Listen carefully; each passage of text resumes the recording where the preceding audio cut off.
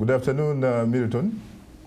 Good afternoon, Shaka. How are you? I'm terrific. Thank you. Thank you for hosting me again. No, you're most welcome for coming on the show again, Milton. This case about Central African Republic is very interesting because this is not the first time, frankly, we are seeing deals being cut between two rival groups. In this particular case, you have the Seleka group. These are people who cut a deal several years ago with the same man, President Francois Bozize. And they had agreed, for example, among other things, that he would pay them some of their money, their arrears. He never followed through. And now he says it's okay, they can do business together. Is this really about looking for peace, reconciliation, and a way of developing a country?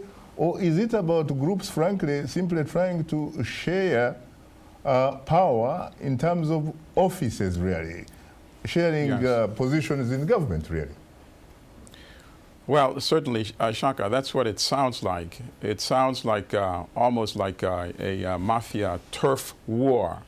The spoils of state government and sharing those positions. I mean, obviously, as fellow Africans, as outsiders, we wish for the best for the people of Central African Republic, because in the midst of these type of conflicts, the biggest victims are the ordinary people, the civilians who suffer. And while one is very hopeful that this ceasefire will hold and the agreement will be honored, there are some problems that were not addressed.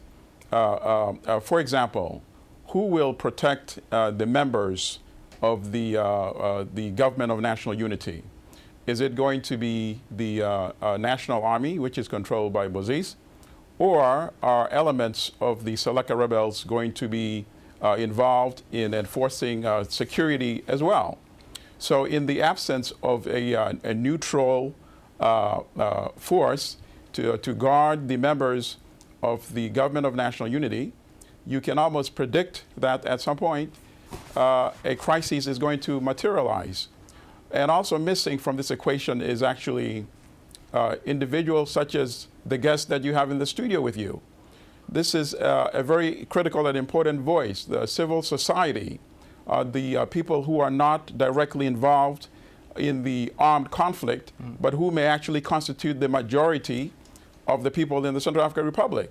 So I think missing in this equation is something like a national conference, so that all members of the civil society can participate in the dialogue to decide, to debate, and to determine what direction that the Central African Republic should take in the future.